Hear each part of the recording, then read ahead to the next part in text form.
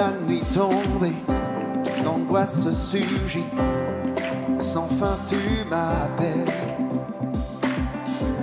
Quand ma foi faiblit et l'espoir tard, tu es mon appui.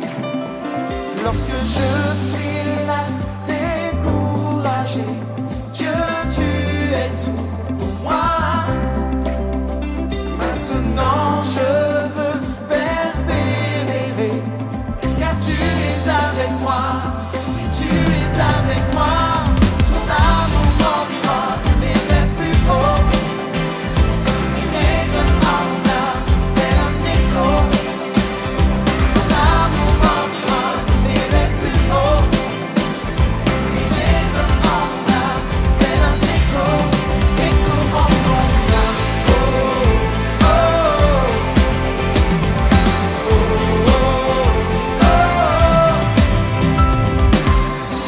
À chaque saison, tu renouvelles tes promesses envers moi. Qui peut s'opposer à ta volonté? Qui peut t'arrêter? Lorsque je suis las, découragé, Église, Dieu, tu es tout pour moi. Maintenant je veux persévérer, car tu es avec moi, tu es avec moi. Ton amour m'environne, mais les plus beaux, il résonne en mon âme, tel un écho. Ton amour m'environne, mais les plus beaux, il résonne en mon âme, tel un écho, écho en mon âme. Oh, oh, oh, oh, oh, écho en mon âme. Oh, oh,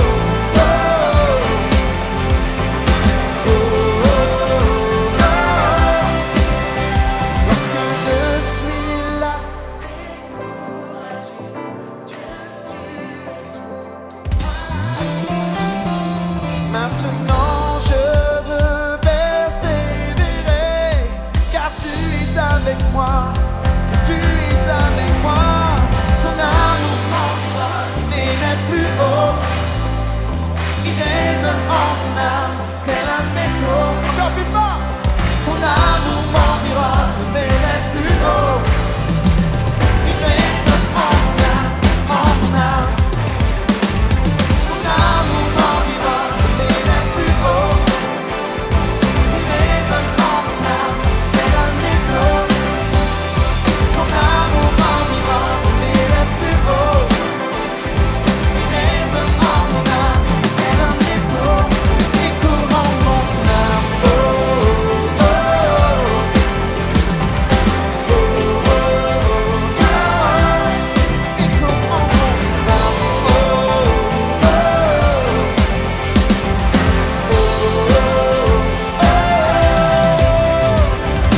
est-ce qu'on peut l'acclamer pour son amour inconditionnel? Ah, il en est digne.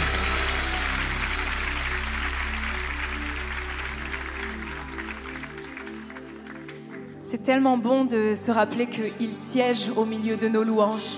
Et bien qu'il soit le grand Dieu de tout l'univers, qu'il règne sur l'univers, il est aussi ce Dieu qui est proche de nous et qui veut veiller et régner sur nos vies. Il n'est pas limité et on va le proclamer ensemble.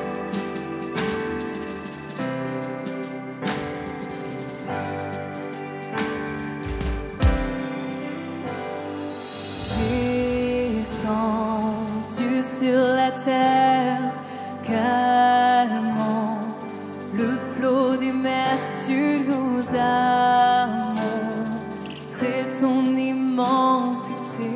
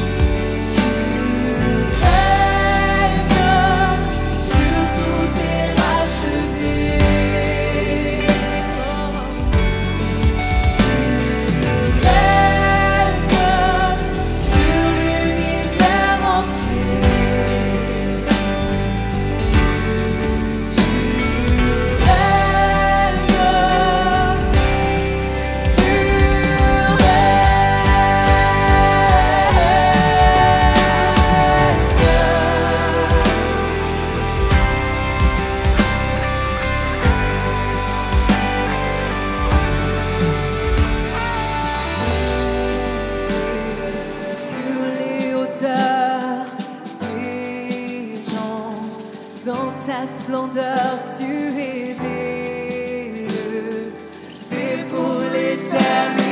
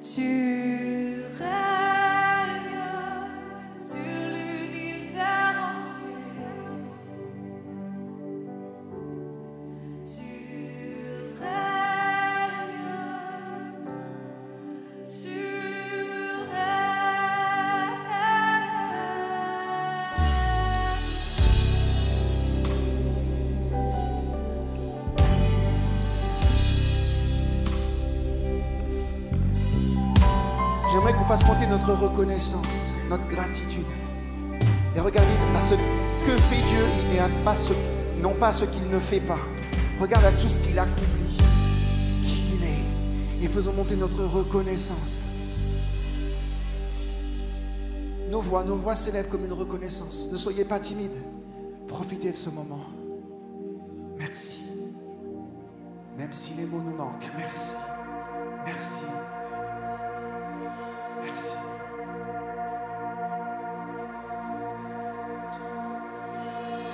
Merci. Merci, merci.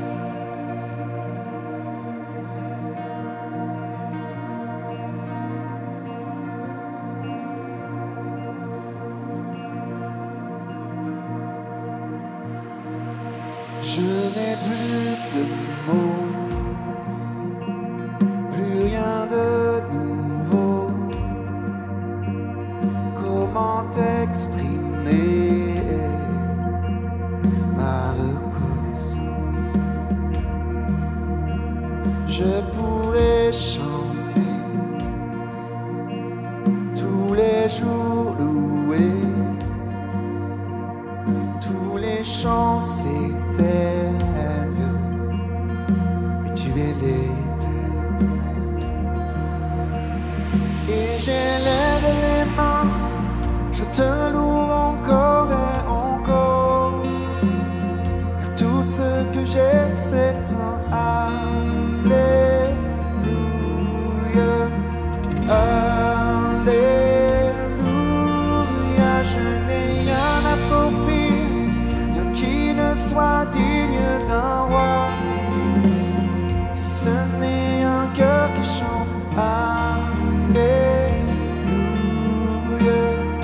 Alléluia.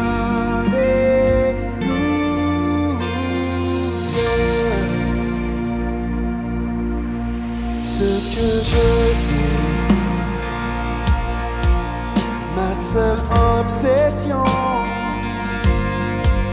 c'est d'être à tes pieds. Je veux t'adorer et j'élève les mains, je te loue encore et encore, car tout ce que j'ai c'est un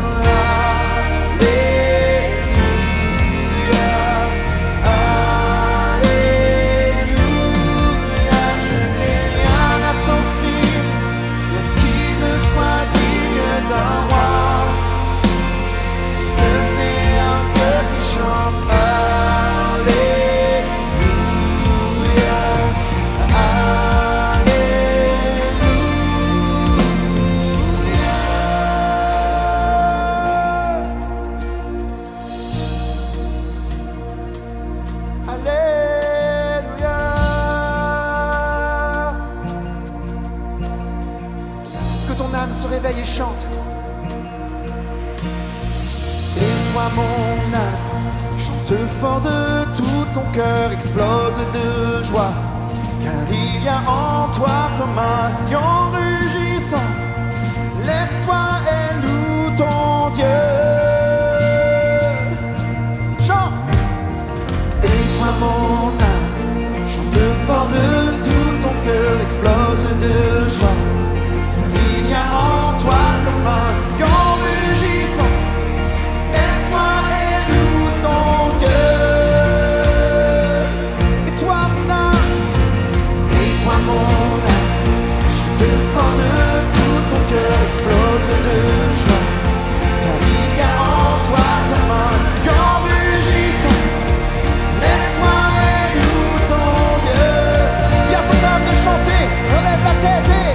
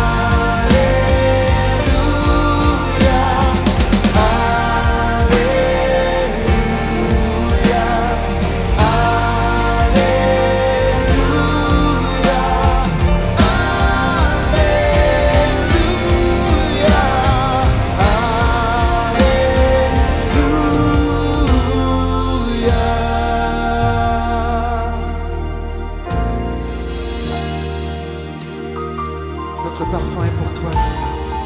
Notre meilleur parfum est pour toi, Jésus.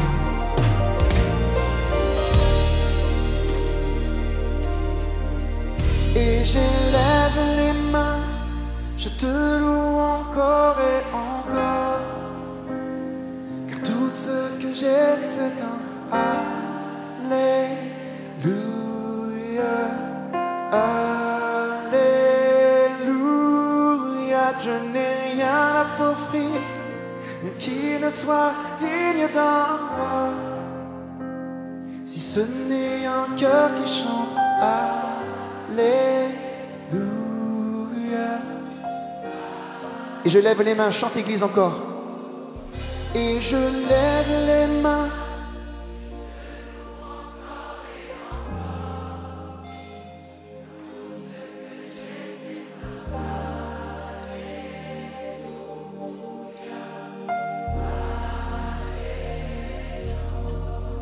Je n'ai rien à t'offrir qui ne soit digne d'un roi, si ce n'est un cœur qui chante Alléluia.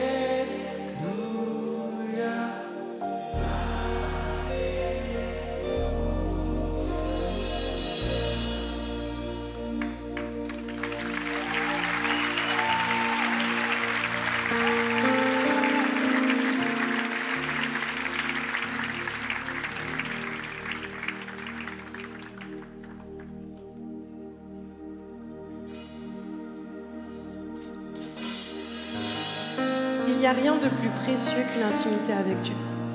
Alors pendant qu'on est là dans sa présence, je t'invite à saisir cette occasion de laisser Dieu parler à ton cœur. C'est ton cœur que je recherche. Dès que le soleil se lève, je connais ta douce voix. Mon cœur ne brûle que pour toi. C'est toi seul que je désire, même quand mes pensées chavirent. Je connais ta douce voix. Jésus, tu m'attires à toi. Pour un cœur à cœur avec toi, Seigneur. Le reste perd en importance quand je suis là dans ta présence.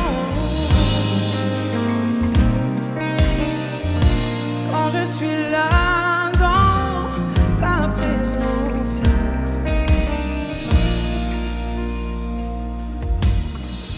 Dans tes bras je me repose. Tous mes fardeaux je les pose. Tous mes fardeaux je les dépose. Et je connais ta douce voix. Jésus, je ne veux que toi. Pour un cœur à cœur avec toi, Seigneur. Le reste perd en importance quand je suis là dans ta présence. Face à face, devant ta grâce. Le reste perd en importance quand je suis là dans ta présence. Quand je suis là dans ta présence.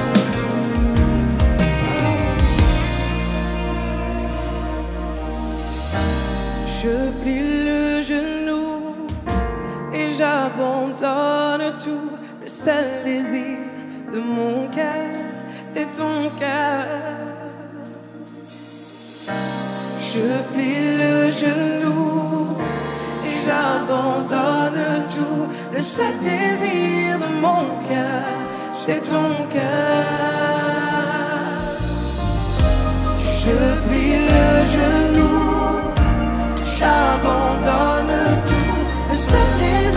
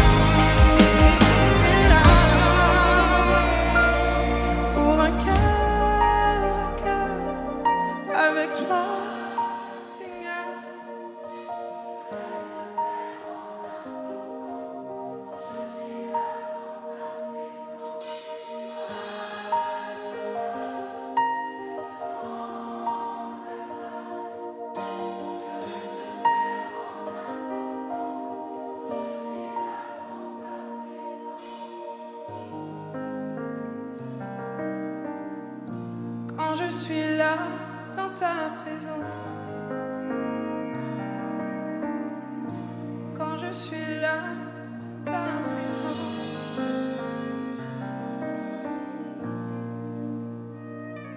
dans ta présence.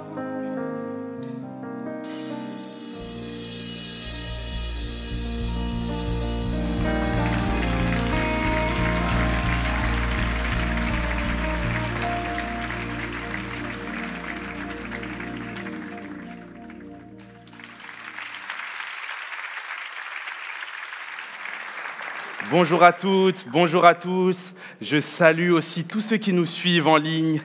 Vous allez bien ? Ok, aujourd'hui j'ai un message sur mon cœur. Un jour je me suis posé cette question. Comment est-ce que Dieu agit ? Comment est-ce que Dieu réagit lorsque je pêche ? Je suis le seul qui me suis déjà posé cette question. Parce que la réaction de ma femme, je la connais. Je sais que lorsque je lui fais du mal, c'est le seul moment où elle m'appelle par mon prénom. D'habitude, c'est Doudou. Quand elle commence à dire Stéphane, il faut que je fasse attention. La réaction de ma mère, je la connais. Quand j'étais plus jeune et que je faisais des bêtises, elle avait une phrase qu'elle me répétait tout le temps, c'est « Ma patience a des limites ». Elle n'allait jamais au bout de limite. Parce que même limite, il était limité, vous voyez ? Ou encore mon père, qui ne m'appelait plus par mon prénom, mais qui disait juste d'une voix grave « Oyono !» Je savais que là, j'allais avoir un souci. Je connais la réaction de mes proches. Mais quelle est la réaction de Dieu lorsque je pêche, lorsque je fais ce qui est mal ? C'est la question que je me suis posée. Et en fait, peut-être pour toi, la notion de péché, elle n'est pas claire, donc je vais te donner la définition, mais très simplement. Péché, c'est faire ce qui est mal. Péché, c'est transgresser une loi. Péché, c'est passer à côté des plans de Dieu pour ta vie. Et dans Jean 8, on regarde l'histoire d'une femme surprise en situation d'adultère. Et à ce moment-là, le péché de cette femme, il crée certaines réactions.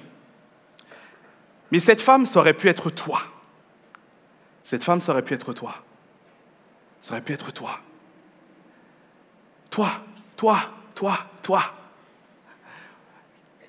Mais cette femme, ça aurait pu aussi être moi. Parce que ici, personne ne peut dire qu'il est sans péché, pas vrai ? La vérité, c'est que quand sur la voie rapide, il y a écrit 90, on est tous à 98,75. D'accord ?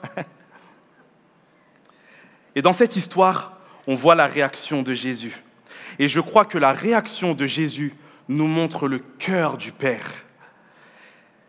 On va lire dans la Bible, dans Jean 8, au verset 1. À partir du verset 1, il est dit « Jésus se rendit à la montagne des Oliviers. Mais dès le matin, il alla de nouveau dans le temple, et tout le peuple vint à lui. S'étant assis, il les enseignait. Alors les scribes et les pharisiens amenèrent une femme surprise en adultère et la plaçant au milieu du peuple. Ils dirent à Jésus, « Maître, cette femme a été surprise en flagrant délit d'adultère. Moïse, dans la loi, nous a ordonné de lapider de telles femmes. Toi donc, que dis-tu » Il disait cela pour l'éprouver, afin de pouvoir l'accuser. Mais Jésus s'étant baissé, écrivait avec le doigt sur la terre. Comme il continuait à l'interroger, il se releva et leur dit « Que celui de vous qui est sans péché jette le premier la pierre contre elle. » Et s'étant de nouveau baissé, il écrivait sur la terre. Quand ils entendirent cela, accusés par leur conscience, ils se retirèrent un à un, depuis les plus âgés jusqu'au dernier. Et Jésus resta seul avec la femme qui était là au milieu. Alors s'étant relevé, et ne voyant plus que la femme, Jésus lui dit, « Femme, où sont ceux qui t'accusaient ? Personne ne t'a-t-il condamné ?» Elle répondit, « Non, Seigneur. » Jésus lui dit, « Je ne te condamne pas non plus. Va, et ne pêche plus. » La première idée qui nous vient en tête lorsque l'on imagine la réaction de Dieu s'il était à côté de nous physiquement, en fait, elle dépend beaucoup de notre cadre de référence. Je t'explique. En fait, on réfléchit de manière un peu mathématique et logique. On se dit, si mon père était exigeant envers moi, et si on me présente Dieu comme étant mon père, c'est-à-dire que Dieu est exigeant. On grandit avec cette idée de, lorsque j'ai des bonnes notes, lorsque je remplis mes objectifs au travail, j'ai une prime, je suis récompensé. je suis aimé. Mais par contre, à l'inverse, lorsque mes notes sont mauvaises ou lorsque je ne réussis pas à atteindre mes objectifs, pas de prime. Et parfois, on peut avoir ce même raisonnement envers Dieu.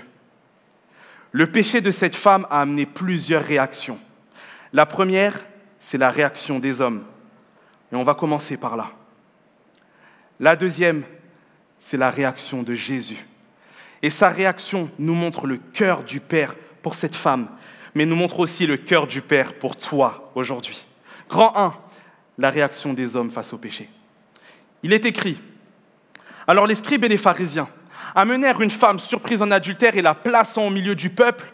Ils dirent à Jésus, « Maître, cette femme a été surprise en flagrant délit d'adultère. » On voit que les hommes à ce moment-là sont dans le jugement. 3 verbes. Ils entendirent, ils consolèrent cette femme, ils prièrent pour elle. Non. Il est dit, ils la traînèrent, ils la placèrent bien en vue et ils dirent. Et en fait, je suis surpris par la réaction de ces personnes qui pourtant sont des croyants. Je ne suis pas en train de parler de personnes qui ne connaissent pas Dieu. On est en train de parler là de scribes, de personnes qui recopiaient les textes, de pharisiens, d'hommes politiques, de fervents croyants. À ce moment-là, il y avait vraiment cette idée d'humiliation. Il est dit, ils amenèrent une femme. Ils étaient tous contre elle. Ils la placèrent bien en vue, alors qu'elle était, je pense, très peu vêtue, parce qu'elle a été surprise en situation d'adultère. Ils la placèrent bien en vue pour que tout le monde puisse l'apercevoir en plein milieu de la foule. Il y avait vraiment une idée d'humiliation à ce moment-là. Et en fait, cette situation, elle me fait penser à nos réunions de famille. Vous savez, les moments où on se retrouve là un peu tous en cercle et où on prend la situation de péché, on prend la situation d'une personne, d'un cousin, d'une cousine, et qu'on la place au milieu, et qu'on traîne le sujet et qu'on en discute pendant des heures. À ce moment-là, plutôt que de manifester de la compassion, plutôt de manifester de l'amour, cette femme, ils l'ont traînée dans la cour du temple. Jésus était en train d'enseigner. Ils l'ont humiliée. Et peut-être qu'aujourd'hui, tu m'écoutes et c'est la situation dans laquelle tu te trouves. Tu es comme cette femme. Peut-être qu'un jour, tu t'es confié sur une de tes erreurs. C'est une situation de péché où tu as du mal à lâcher. Et plutôt que de recevoir de la compassion, plutôt que de recevoir de l'amour, tu t'es senti jugé. Tu t'es senti placé bien en vue. Jésus a une réaction qui est tout autre pour toi, tu vas le voir. Et ces hommes, en fait, ils ont réagi comme ça au nom de la loi. Ils vont venir devant Jésus et ils vont lui dire « Moïse, dans la loi, nous a ordonné de lapider de telles femmes. Et toi, que dis-tu » À ce moment-là, ces hommes pensaient faire ce qui est juste. À ce moment-là, ces hommes pensaient faire la justice, rendre justice. Le salaire du péché, c'est la mort. C'est vrai que faire le mal, quelque part, amène vers la mort. Si tu ne traites pas, si je ne traite pas, je ne sais pas, mon problème d'excès de colère, par exemple, un souci d'excès de colère, au bout d'un moment, ça va amener la mort dans mes relations. Plus qu'une mort physique, ça va amener une mort sociale. Si tu ne règles pas ton souci d'addiction avec les jeux, par exemple, ça va amener une mort dans tes finances. Je te le garantis. Faire le mal, pécher, amène la mort. Mais est-ce notre rôle de juger ou est-ce le rôle du Saint-Esprit de convaincre de péché, de justice, de jugement?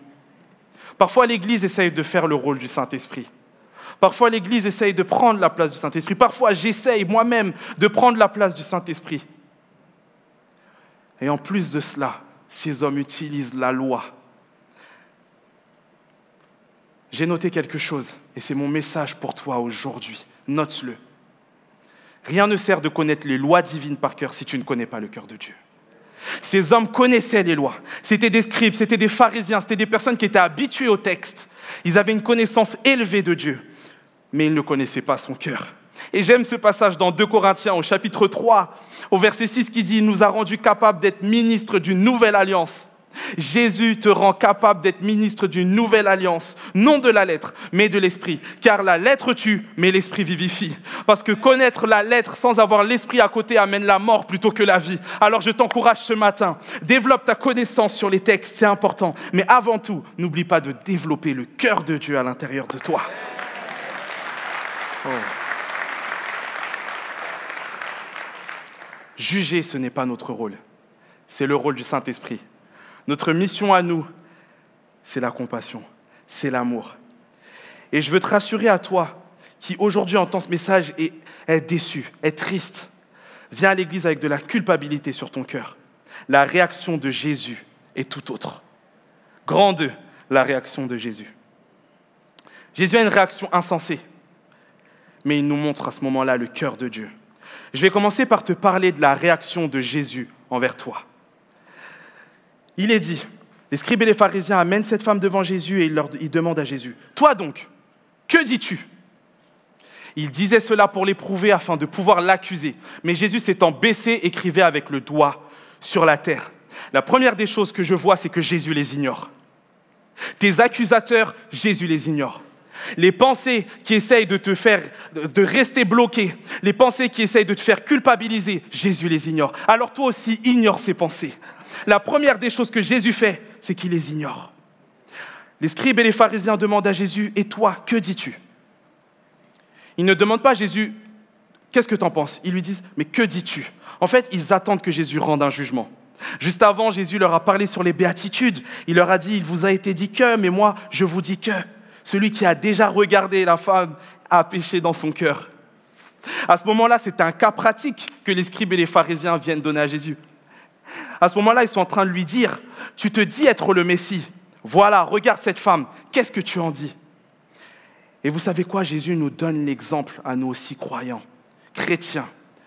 En ignorant ces scribes et ces pharisiens, c'est comme si Jésus prend un temps de pause. J'aimerais te dire, avant de rendre un jugement sur une situation, avant de rendre un jugement sur une personne, prends l'habitude de faire un temps de pause et de checker est-ce que je suis vraiment aligné avec le cœur de Dieu. Avant de donner un jugement, avant de répondre, est-ce que je suis aligné avec le cœur de Dieu? Parce que c'est ce que Jésus leur dira après. Il dit, je rends témoignage du Père.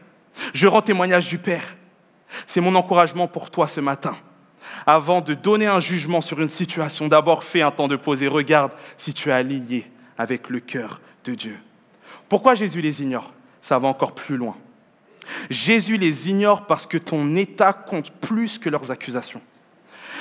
Ton état compte plus que les accusations des scribes, des pharisiens et des pensées qui viennent dans ta tête lorsque tu es surpris en situation de péché.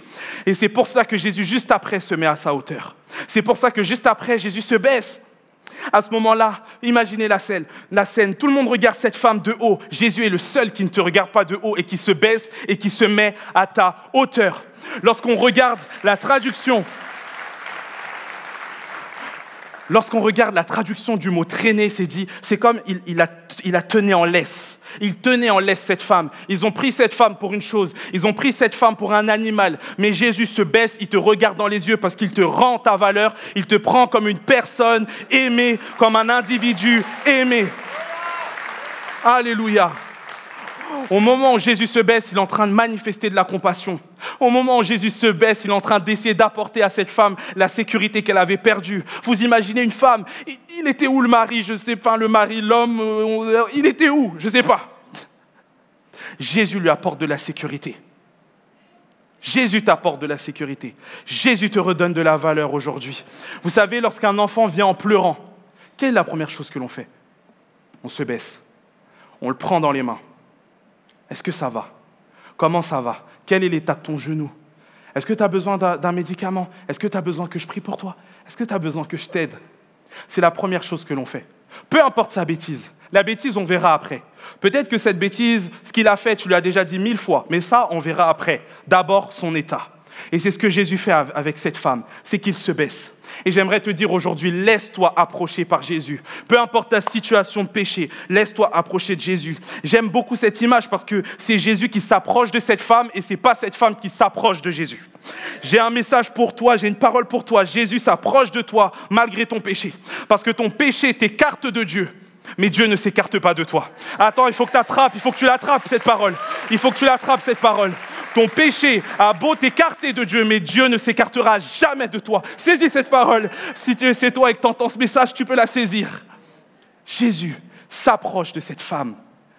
Dans la Bible, on parle d'une histoire d'un homme qui avait 2 fils. Un jour, l'un se lève et dit « Je veux mon héritage et je veux partir ». Il dilapide son héritage et à un moment donné, il y a la famine qui arrive. Et à un moment, ce fils se dit, il faut que je retourne chez mon père. Il se met même à envier la nourriture des cochons. Il se dit, il faut que je retourne chez mon père. Et il est dit que lorsqu'il se retourna chez lui, son père le vit au loin.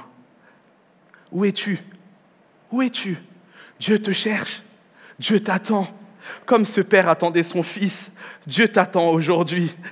Dieu t'attend aujourd'hui. Et lorsqu'il t'aperçoit au loin, il est dit que cet homme alla vers son fils, alla à sa rencontre, alla se jeter à son cou. Et c'est la même chose avec Jésus. Pour cette femme, il se baissa, il alla à sa rencontre. Et c'est la même chose encore aujourd'hui. Jésus vient à ta rencontre. Alléluia. La troisième chose que je vois, c'est que Jésus utilise son doigt pour autre chose que t'accuser. Parce qu'il est dit qu'il écriva sur la terre. Je ne sais pas ce que Jésus a écrit sur la terre. Il y a plein d'hypothèses, il y a plein de choses de ce texte. Les théologiens, il y a plein de discussions. Mais je sais une chose, c'est que Jésus utilise à ce moment-là son doigt pour autre chose que pour t'accuser. Tout le monde avait le doigt sur cette femme. Regarde, Seigneur, elle a péché. Regarde cette femme, regarde. Et Jésus, lui, prend son doigt et il l'utilise pour autre chose que pour t'accuser. Je ne sais pas quelles sont aujourd'hui les personnes qui t'accusent. Peut-être que tu es en train de subir une situation, on parle de toi sur les réseaux, on parle de toi sur Internet, on dit des choses de toi qui peut-être sont fondées, sont vraies, mais qui ne devraient pas être publiques ou qui sont totalement fausses. J'aimerais te dire quelque chose, Jésus utilise ses doigts pour autre chose que pour taper sur son clavier. Il utilise ses doigts pour autre chose que pour t'accuser. Et si tu veux savoir ce que Jésus écrit sur toi, ouvre la Bible, tu vas voir. Il dit que tu es aimé. Il dit qu'il t'a donné son Fils unique, qu'il avait de plus précieux pour toi. Jésus dit que tu es une merveilleuse créature. Il dit qu'il t'a créé à son image. Il dit tellement de belles choses sur toi. Ouvre la Bible, tu vas le voir. Base ta vie sur ce que Jésus écrit sur toi, plutôt que sur ce que les autres écrivent sur toi. Base toujours ta vie sur cela. Waouh! Ça, c'est la réaction de Jésus envers toi. Envers toi. La réaction de Jésus, cette fois-ci, envers tes accusateurs. Au verset 7, il est dit, comme il continue à l'interroger, il se releva et leur dit, que celui de vous qui est sans péché jette le premier la pierre contre elle. Et s'étant de nouveau baissé, il écrivait sur la terre. J'ai une parole pour toi. Il est dit comme il continuait. Si tes accusateurs continuent, Jésus va intervenir. Si les pensées de culpabilité continuent, Jésus va intervenir. Si la culpabilité continue, Jésus va intervenir. Parce qu'au bout d'un moment, Jésus met un terme. Jésus dit, c'est bon, vous avez assez joué avec ma fille, vous avez assez joué avec mon fils. Maintenant, je mets un stop à cela. Jésus, s'il continue, va intervenir en ta faveur. L'erreur des pharisiens, vous savez ce que c'était? C'était d'amener cette femme à Jésus. L'erreur des pensées aujourd'hui qui t'assaillent, leur erreur, c'est d'avoir amené à Jésus aujourd'hui. Parce qu'il va se passer quelque chose. Parce qu'il va se passer quelque chose. Il faut que tu te rendes compte d'une chose, c'est que toutes les fois où tu vas entrer en contact avec l'amour inconditionnel de Dieu, tu ne pourras pas repartir de là inchangé. Il y a toujours quelque chose qui va se passer. Toujours. À ce moment-là, Jésus défend cette femme comme un père défendrait son enfant. Comme un père défendrait son enfant. Ce n'est pas parce que tu pèches que tu n'es plus sa fille. Ce n'est pas parce que tu pèches que tu n'es plus son fils. Et c'est le rôle du papa de changer les couches. Peut-être que ce que tu fais, ça sent mauvais. Peut-être que ce que tu fais, t'en es pas fier. Mais ce n'est pas parce que tu pèches que tu n'es plus son enfant. Waouh! Alors Jésus se relève. Jésus prend ta défense. La deuxième chose que Jésus fait, c'est qu'il les confronte et il se baisse à nouveau. À ce moment-là, Jésus fait preuve d'une sagesse folle. Parce que cette femme, son péché, il était aux yeux de tous, il était visible. Elle méritait la mort pour quelque chose de visible, elle s'est fait surprendre. Mais Jésus connaît le cœur de chacun de ces hommes en face de lui. Il sait que alors que pour cette femme, c'est un péché qui a été mis à nu, pour eux, c'était dans leur cœur. Hein. Pour eux, c'était dans le secret. Alors Jésus aussi les confronte. Et il leur dit, si l'un de vous est sans péché, qu'il jette la pierre alors. Et il est dit, ils se retirèrent un à un. Jésus s'occupe de tes problèmes un à un. Jésus s'occupe de tes dossiers un à un. Jésus regarde la pensée de culpabilité. Jésus regarde la pensée de dépression et il s'en occupe un à un. Des plus âgés jusqu'aux plus jeunes. Vous savez, ça a un sens, ce n'est pas anodin. Si Jésus s'occupe des plus âgés d'abord, c'est parce que selon la loi, selon les coutumes à l'époque, ce qui se passait, c'est que c'était le plus âgé qui avait la responsabilité de donner le coup de grâce, de jeter la pierre en premier, de rendre la sentence. Et Jésus s'occupe d'abord du plus âgé. Il s'occupe d'abord de celui qui se croit le plus légitime pour te juger. Tu sais, plus tu grandis avec Dieu, plus tu as été pardonné. Plus tu grandis avec Dieu, plus ton cœur doit grandir dans la grâce et dans la compassion pour les autres. Dans mes entretiens, je dis souvent cette chose. Je dis, tu penses que tu auras le plus péché entre tes 0 et tes 20 ans ou entre tes 20 et tes 90 ans? Et souvent, on me répond, j'aurais plus péché entre mes 0 et mes 20 ans, mais pas du tout. Pas du tout. La vie avec Dieu, il y a aussi des échecs. Parfois, on rate. Et parfois, on fait 10 ans où on réussit et au bout d'un moment, on tombe. Et c'est pour ça qu'il faut comprendre que l'amour de Dieu, il est inconditionnel et qu'il n'y a pas de notion de mérite. Waouh! À ce moment-là, Jésus s'occupe du plus âgé, de celui qui se croit le plus légitime, parce qu'il n'a pas compris que plus tu grandis, plus ton cœur doit grandir aussi dans la grâce et dans la compassion pour l'autre. Alors j'ai un message. J'ai cette parole que je veux que tu notes. Ne te dis jamais indéfendable. Ne te dis jamais indéfendable. Ne dis jamais ton cas trop critique. Ne te dis jamais trop loin. Ne te dis jamais trop bas. Parce que si Jésus a été capable de délaisser une foule entière pour défendre une femme surprise en situation d'adultère, parce que vous savez, nous les hommes, on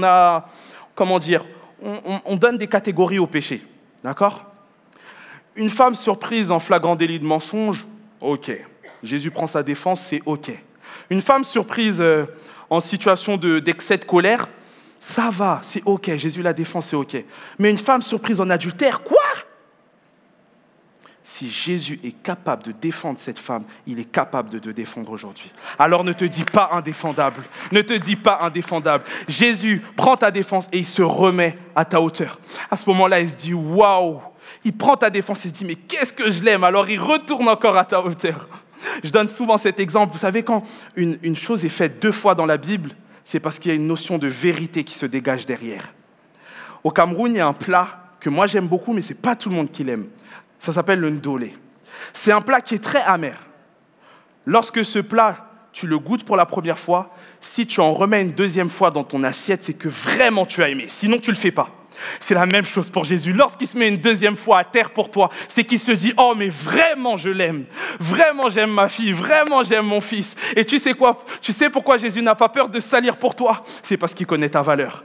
Les scribes, les pharisiens qui te jugent, qui te méprisent, ils ne connaissent pas ta valeur. Jésus, lui, connaît ta valeur. Il sait le prix qu'il va payer à la croix pour toi. Alors, il se baisse et il n'a pas peur de se salir pour toi. Tu sais, le vêtement de Jésus, c'était une tunique 100% coton bio de Jérusalem.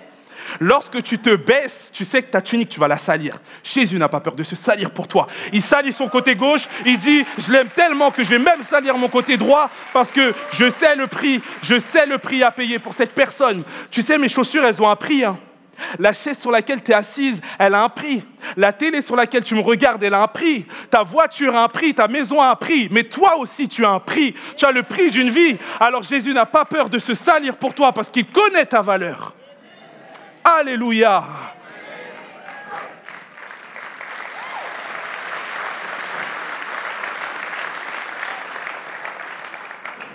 Jésus fait preuve d'une sagesse folle parce qu'il sait évoluer dans sa position. Nathalie Boudéenne, une femme de l'ombre dans l'église, mais avec un cœur juste waouh, a donné cette parole que je veux vous montrer aujourd'hui, c'est Jésus est assis quand il enseigne. Jésus est debout face à tes ennemis et Jésus est au sol pour toi. Amen. Jésus est au sol pour toi. Et Jésus resta seul.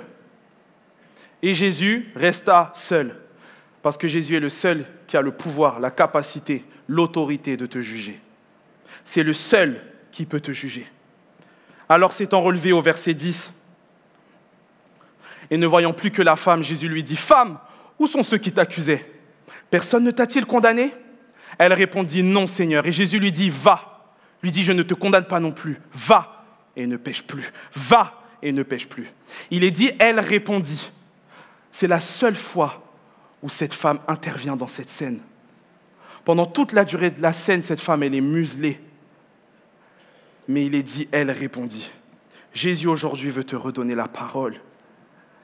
Et elle ne dit pas quelque chose d'anodin, elle lui répondit non, Seigneur. Elle appelle Jésus Seigneur parce qu'à ce moment-là, elle reconnaît l'autorité de Jésus sur sa vie. Alors que ses accusateurs, ils étaient où ces accusateurs? Ils sont partis. Ceux qui l'accusaient sont partis, cette femme aurait pu prendre la fuite. Cette femme a évité la mort. Elle aurait pu courir et partir et elle s'en aurait sortie, cette femme. Mais à ce moment-là, elle dit non Seigneur. Elle reconnaît l'autorité de Jésus, mais c'est surtout, en fait, elle donne le pouvoir à Jésus de lui pardonner. Elle donne le pouvoir à Jésus de lui accorder le pardon. Et j'aimerais te dire à toi ce matin qui peut-être est dans un lieu comme celui-ci pour la première fois et qui entend le message de l'Évangile, qui entend le message de Jésus, ne rentre pas chez toi sans appeler Jésus ton Seigneur. Ne rentre pas chez toi sans donner la possibilité à Jésus de te libérer de tes fardeaux, de te libérer de la culpabilité, de te libérer de la dépression, de la tristesse, de te libérer du péché. Lorsqu'elle dit non Seigneur, elle dit Seigneur, ok. Elle dit Jésus, je te reconnais comme étant mon Seigneur. À ce moment-là, Jésus lui dit, maintenant, va. Au verset 3, on voit, alors les scribes et les pharisiens amenèrent une femme surprise en adultère et la plaçant au milieu du peuple. Au verset 9, regardez, les scribes, les pharisiens, ces accusateurs, ils sont tous partis. Il est dit, quand ils entendirent cela, accusés par leur conscience, se retirèrent un à un, depuis les plus âgés jusqu'au dernier, et Jésus resta seul avec la femme qui était là au milieu. Tes accusateurs t'ont mis au milieu. Les pensées qui te culpabilisaient t'ont mis au milieu. Qu'est-ce que tu fais encore au milieu? Ne reste pas dans la position dans laquelle t'ont mis tes accusateurs. Ne reste pas dans la position dans laquelle t'ont mis tes accusateurs. Ne reste pas au milieu. J'ai cette parole pour toi qui me regarde peut-être en ligne. Peut-être que tu suis les cultes en ligne aujourd'hui parce que tu te sens indigne de venir à l'église. Parce que le poids de ta culpabilité te fait rester chez toi. Jésus fait fuir tes accusateurs. Jésus s'occupe de ces pensées qui te veulent du mal une à une. Alors ne reste pas chez toi. Viens, viens. J'ai cette parole pour toi aussi Dieu t'a mis un rêve. Il t'a mis dans ton cœur un appel. Peut-être que c'est la danse, peut-être que c'est le chant, peut-être que c'est le sport, peut-être que c'est prier pour les autres. Et à cause de ton péché, tu es juste figé. Tu restes juste au même endroit. Le message de Jésus pour toi, c'est maintenant, va. Le mot va, c'est le même mot que aller. Lorsque Jésus va dire à ses disciples, allez, faites de toutes les nations des disciples, en fait, tu vas devoir reprendre ta mission. Tu vas devoir reprendre ton appel. Maintenant que tu goûtes au pardon divin, il faut que tu reprennes ta route, mon ami. Va. J'ai cette pensée pour toi qui peut-être t'a commencé les travaux dans ta maison parce que Dieu t'a mis dans ton cœur que tu allais ouvrir une ambassade. Et peut-être qu'à cause de ta situation, à cause de ce péché, à cause de ta culpabilité, tu t'es arrêté. Tu t'es dit, je ne suis pas digne. Le message de Jésus pour toi, alors que tu le reconnais comme Seigneur, c'est va. Reprends à écrire les chants que tu écrivais. Recommence à prier pour les autres. Recommence à prendre soin des jeunes. Alors que tu reconnais Jésus comme Seigneur dans ce domaine où tu luttes avec le péché. Le message de Jésus pour toi maintenant, c'est va. Le mot va a 3 définitions. Et c'est les 3 choses avec lesquelles je vais te quitter aujourd'hui. C'est les 3 choses que je veux que tu gardes dans ton cœur. La première chose, c'est poursuis le voyage là où tu l'as commencé. Là où le pardon de Dieu est juste extraordinaire, c'est que Dieu ne te dit pas retourne à la case départ. Il te dit repars de là où tu étais. Tu es tombé là, tu te relèves et tu reprends ta route et tu repars. C'est le véritable pardon, ça. Il te dit pas recommence au début, il te dit de là où tu étais, tu te lèves et tu repars. La deuxième chose, c'est quitte ta vie. Quitte ton ancienne vie. Peut-être que jusqu'à présent, tu avais des repères. Peut-être que jusqu'à présent, tu fonctionnais par tes propres forces. Tu te laissais diriger par ta chair, par tes envies humaines. Quitte ton ancienne vie. Tu as vu là où ça t'a amené. Cette femme a vu où son ancienne vie l'a amenée. Et la troisième chose, c'est suivre quelqu'un. C'est la troisième définition du mot « va ». Et aujourd'hui, fais le choix de suivre le Saint-Esprit. Reprends ta route, mais autrement.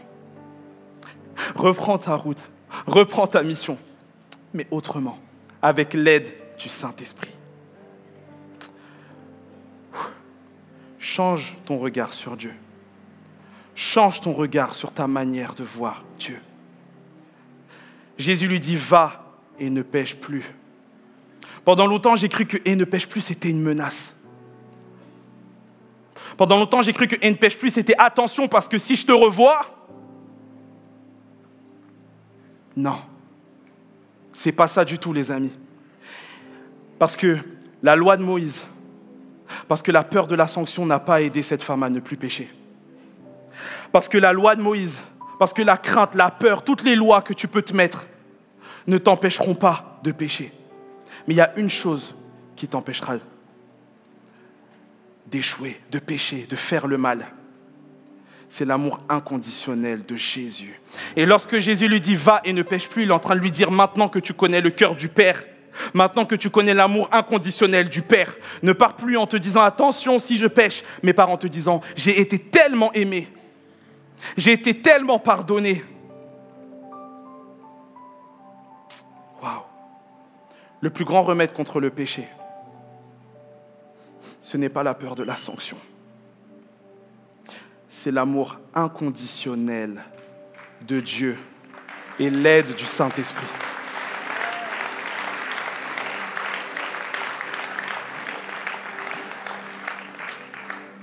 Alors je m'adresse à toi, qui peut-être est brisé, qui peut-être est vide, sans espoir. Aujourd'hui, si tu ouvres ton cœur, Jésus peut te remplir de sa grâce infinie. Alléluia.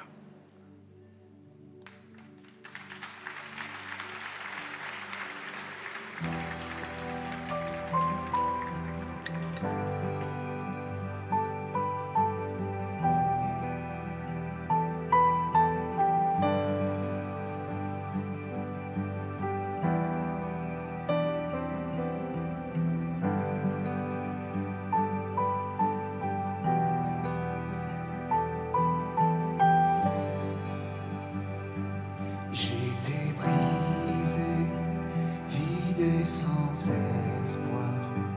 Ta grâce m'a trouvé, m'a restauré. Je n'ai rien à moi, mais tel que je suis, tu me libères, tu me libères. Grâce infinie de notre Dieu qui un jour m'a sauvé. J'allais errant de lieu en lieu quand tu m'as retrouvé. Et maintenant je vois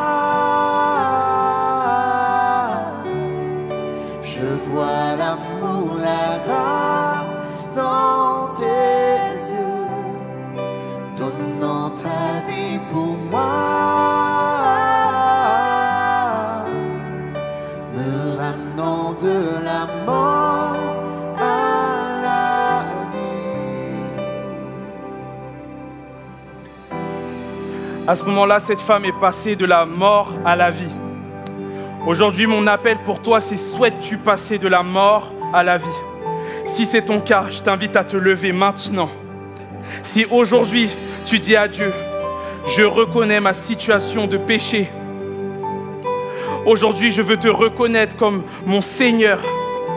Si aujourd'hui, tu désires être libre des pensées qui te culpabilisent, si aujourd'hui, tu comprends que tes accusateurs sont loin et que Jésus t'a donné une mission et attend de toi que tu ailles, que tu reprennes ta route. Je vais te demander de mettre ta main sur ton cœur. Ma prière pour toi, c'est que ton image de Dieu puisse changer, que tu puisses réaliser son amour inconditionnel, son amour qui ne dépend pas de ce que tu fais.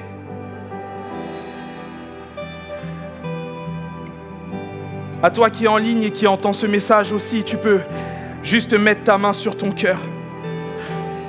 Juste après, Jésus dira, vous connaîtrez la vérité et la vérité vous rendra libre.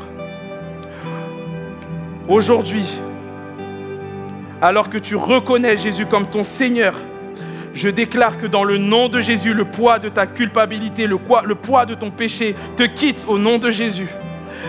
Aujourd'hui, tu reprends ta route, tu reprends ta mission avec l'aide du Saint-Esprit. Que l'amour inconditionnel de Jésus puisse te toucher maintenant. Le cœur, c'est le siège des émotions. Et je prie que toutes les émotions négatives puissent te quitter maintenant et que tu puisses recevoir l'amour de Dieu, que tu puisses recevoir la paix de Dieu, que tu puisses recevoir la force pour pouvoir reprendre ton chemin, pour pouvoir recommencer à écrire, pour pouvoir recommencer à prier pour les autres, pour pouvoir recommencer ton service, pour pouvoir reprendre ce chemin. L'amour de Dieu pour toi ne change pas. L'amour de Dieu pour toi n'a jamais changé et ne changera jamais. Il t'aime pareil. Va et ne pêche plus. Va et maintenant que tu connais le cœur du Père, avec l'aide du Saint-Esprit, ne pêche plus. Sois béni.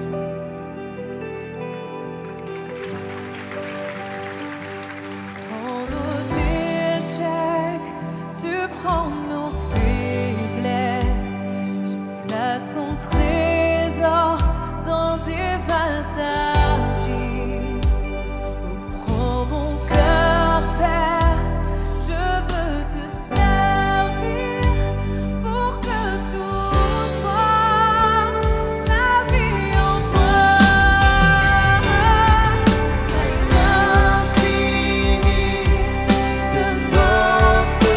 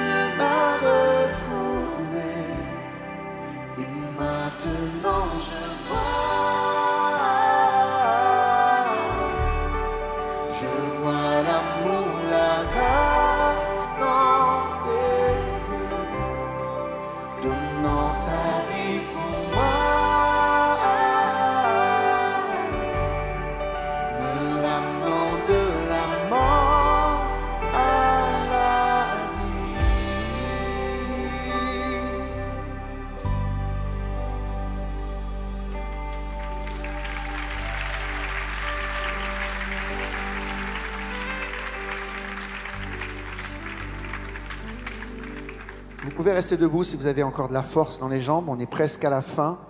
Et avant de vous présenter les deux annonces de l'Église, j'aimerais qu'on prie ensemble pour la situation qui se passe aujourd'hui en Israël. Peut-être certains, vous avez vu les infos hier soir tard, ce matin avant de venir. On ne sait pas où ça va, mais c'est explosif. C'est une poudrière et tout peut s'accentuer encore plus. Nous n'avons aucun contrôle si ce n'est prier. Et on veut prier pour tous ces hommes et ces femmes qui sont là et qui sont en souffrance en ce moment. Nous voulons prier que la volonté de Dieu s'accomplisse dans cet endroit. Nous nous associons, nous mettons tout notre amour dans notre prière maintenant pour les souffrances et cette ambiance de guerre qui est en train de monter là-bas. Vous voulez bien qu'on élève notre voix? Toutes nos voix. Laisse-toi conduire dans une prière et proclame. Déclare une bénédiction. Dans cette malédiction, déclare une bénédiction. Nous proclamons que tu es en contrôle, Seigneur. Nous ne savons pas les tenants et les aboutissants de tout ce qui se passe. Mais on voit la souffrance. Et nous, notre cœur est complètement rempli de cette souffrance. Et on la voit et on la ressent. Et nous nous mettons à intercéder pour cet endroit du monde. Nous mettons à intercéder pour le peuple d'Israël. Nous mettons à intercéder aussi pour toutes ces souffrances qui sont là dans le peuple palestinien. Nous prions que tu interviennes, Seigneur. Que tu sois glorifié. Dans le nom de Jésus. Que toute langue confesse que tu es Seigneur dans cet endroit plus que jamais. Nous proclamons un temps de pacification dans les prochains jours dans le nom de Jésus. Prions pour les âmes en détresse, qu'elles soient dans la paix, une paix qui vient du ciel, dans le nom de Jésus. Nous déclarons que notre Dieu règne, comme on l'a chanté au début. Tu règnes et rien ne se passe que tu ne comprends, que tu ne sais. Alors interviens, Seigneur, que ta main descende et les surprenne. Dans le nom de Jésus. Amen. Amen. 2 annonces. Vous avez besoin de prière. Vous voulez prendre encore du temps. Eh bien, il y a des équipiers de prière qui sont là. Vous vous approchez sur votre droite et on prend du temps pour prier avec vous. Ne partez pas si vous avez ce besoin. Profitez-en. Deuxième chose, les offrandes. Vous pouvez les donner comme d'habitude en ligne sur jeveudonner.fr, mais vous pouvez aussi vous rendre du côté du comptoir finance et là aussi pouvoir donner votre offrande. Mais aussi aujourd'hui, nous avons la possibilité de donner dans des petites panières. Alors si jamais le cœur vous en dit, vous pouvez donner votre offrande dans une panière que vous trouverez disponible dans la salle. Grâce à vos dons, l'Église MLK grandit. L'œuvre de Dieu grandit. On ne donne pas à des hommes, on donne à l'œuvre de Dieu. Et l'œuvre de Dieu a besoin d'hommes et de femmes pour faire. Mais un grand merci au nom de toutes les équipes MLK pour votre générosité, votre assiduité, vos soutiens qui nous permettent d'aller de l'avant. On y va ensemble, on termine par un positionnement qui nous dit Alléluia malgré les tempêtes, Alléluia malgré les difficultés. Je chanterai encore et encore que tu es avec moi. Amen. Yes.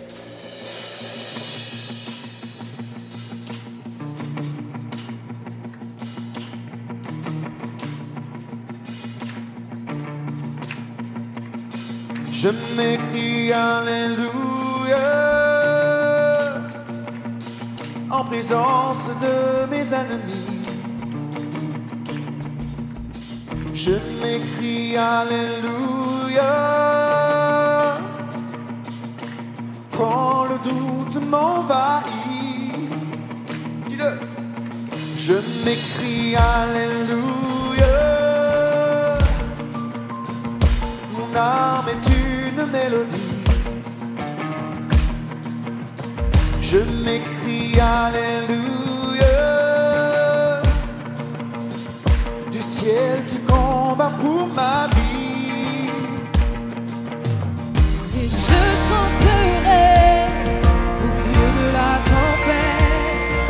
Et avec puissance, je veux déclarer ma louange. De la poussière, de l'espoir éternel. L'âme est vaincue, le roi est vivant.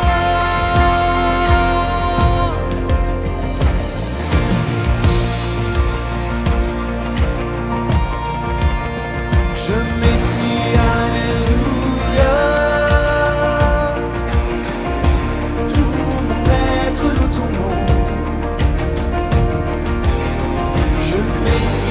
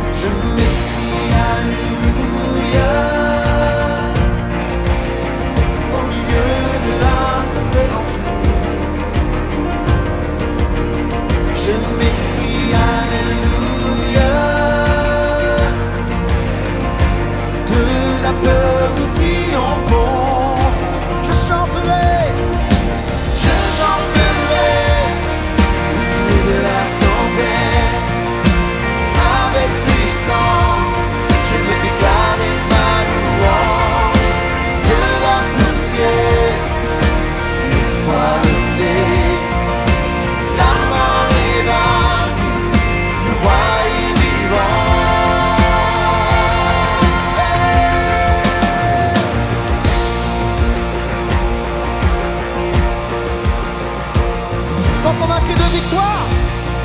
Yeah! Chante! Chantons un peu plus fort. Chantons un peu plus fort.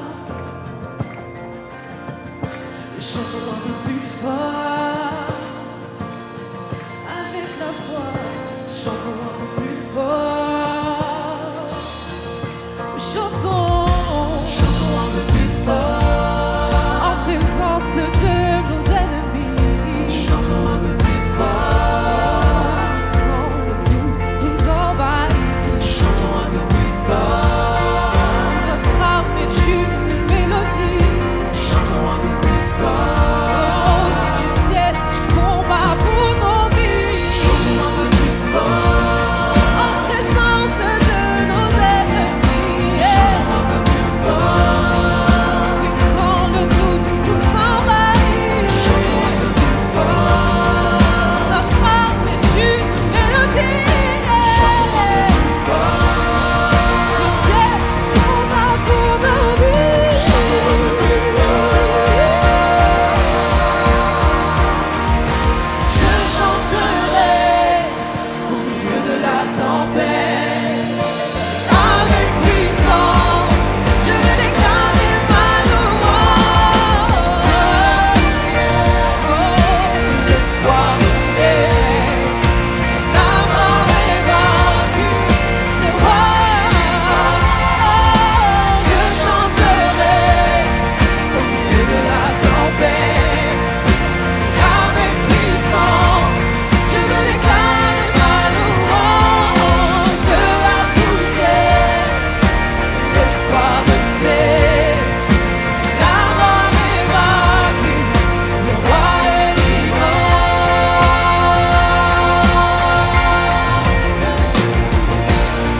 Si tu le crois, tu peux pousser un Alléluia. Alléluia. Alléluia. Alléluia.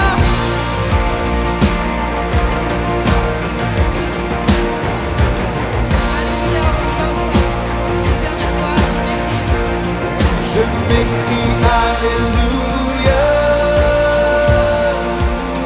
Je m'écris Alléluia. Je m'écris Alléluia. Je m'écris Alléluia.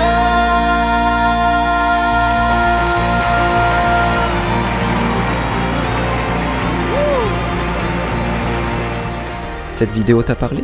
Clique sur j'aime. N'oublie pas également de t'abonner et de déclencher les notifications. Si cette vidéo t'a touché, elle peut aussi faire du bien à ceux qui t'entourent. Prends 5 minutes pour la partager à un proche ou à un ami qui en aurait besoin.